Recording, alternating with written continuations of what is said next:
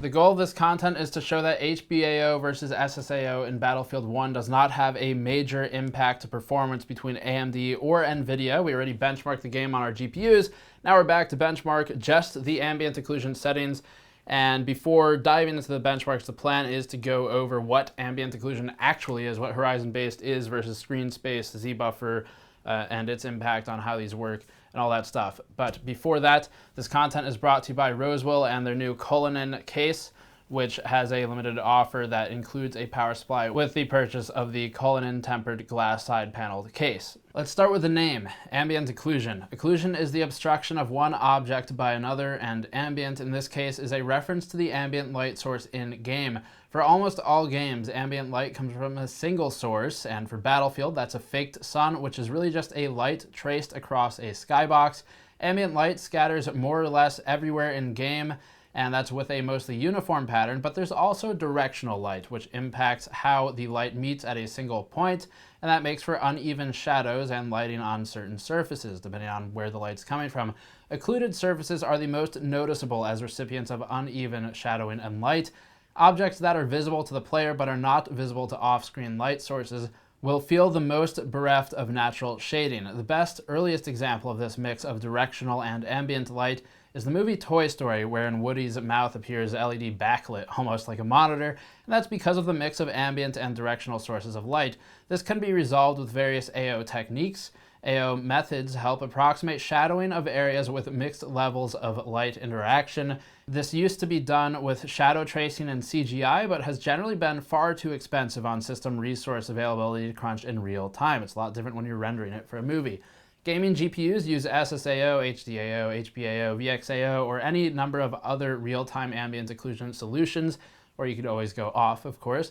Screen space, or SSAO, is the most prevalent and assumes the entire world is limited to the Z-buffer. So that's anything that exists outside of the Z-buffer, or the camera's perspective, basically what you can see in the game actively, is not traced to calculate shading on screen. Here's an example of that. This is an image of a tank with SSAO enabled. Note that the underside of the tank is not shaded, despite the fact that naturally the underlying ground beneath the occluding body of the tank would actually be darker than the rest of the ground.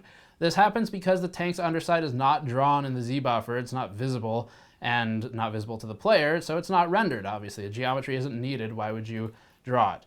So we instead turn to other techniques to resolve this issue of uneven lighting. VXAO is one of the newest methods, not really the point of this video today, but it is used in Tomb Raider, and this same image of the tank shows the change. VXAO isn't alone, though.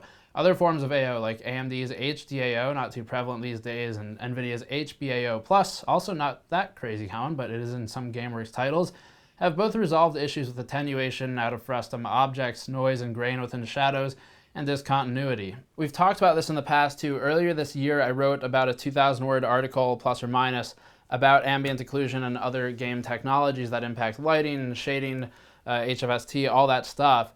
But we'll cover it briefly here. VXAO, just kind of as a point aside because I did mention it, basically converts the scene into voxels. So it takes all the geometric data, converts it into voxels, and that's so that the pixel shader can use the Z-buffer as input, and from that point it performs all of the per point calculations to basically approximate the shadowing on the scene. But Battlefield 1 does not use VXAO, so today we are focusing on HBAO, or horizon-based ambient occlusion, and SSAO, screen space ambient occlusion. So the question is, does HBAO negatively impact AMD's performance in a way which is demonstrable and a way which would make AMD look worse in benchmarks than NVIDIA? The reason that question came up, I suppose, is because technically HBAO is an NVIDIA-made technology, but it's from 2008. So the answer, the short of it, is no, not really, at least not in this game. Battlefield 1 can either run screen space or horizon-based AO, and again, HBAO is from 2008. It's well documented at this point if you want to learn more about it. Battlefield 1, as far as we are aware, does not offer HBAO+. At least the options don't call it that, but maybe the developers were just lazy. Our testing methodology is all the same as the Battlefield 1 GPU benchmark that we published earlier today. So you can view or read the previous content if you have questions about what drivers were used, test location, multiplayer and single player scaling, other curiosities. It's all defined. Before you post a comment, check there. The only difference is that we ran our new tests with Battlefield version 1.01. That's important. That includes performance optimizations overall within the game, and for that reason, we reran some of our DX11 tests on the two devices under test here, just for this specific HBAO versus SSAO benchmark. So again, 1.01. And before we get into the AO, here's a look at the scaling we're seeing on Battlefield version 1.0 to 1.01. We're getting about a 1.5% better performance on the RX 480 and on the GTX 1080, fairly uniform between the two, though higher frame rate gameplay with lower resolutions is posting a performance improvement of about 3 to 4%, but that's really only visible when we're north of 100 FPS already. For tests where frame rate is closer to 60 to 80, we're seeing a 1.5% performance gain with Battlefield version 1.01, and we still retested HBAO and SSAO with the newer version of the game just to make sure we're isolating the variable. Here's a look at HBAO versus SSAO on AMD's RX 480 with 1440p Ultra settings. There's no real impact here. This is 1440p. We're seeing a performance delta of about 1.4%, or right around 1 FPS. That's very nearly within normal test variance, though we always test multiple times and average the collections of results, so it is a hard 1.4%. This isn't just normal margin of error or anything like that. At 1080p with Ultra, the difference is about 3 FPS, so it's a little bit more, from 90 to 93 average, and the lows are basically unimpacted. They're all pretty much the same. The next thing to determine is how it plays out on NVIDIA. Since we can't yet reach a conclusion with just this one settings change, all this does so far is tell us that a higher quality ambient occlusion setting is more taxing, which everyone already knows. Here's NVIDIA's GTX 1080 at 4K high. We're seeing a performance swing of, again, almost exactly 1.4%. So that is the same as what we saw on AMD's hardware between SSAO and HBAO with a higher resolution, which is taxing other aspects of the GPU enough that it's just a 1.4% scaling between each. Reducing the GTX 1080's resolution to 1440p, our performance delta is now about 2 FPS average, and that's pretty much the same as what we saw on AMD. So the conclusion, very briefly, disabling HBAO creates a scaling at higher resolutions between NVIDIA and AMD that is effectively equal. That's because the GPU is taxed elsewhere, the resources are occupied.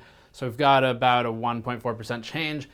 And because it's the same on each card, it doesn't matter if you enable or disable it, the results will be pretty much linearly comparable and the game looks better.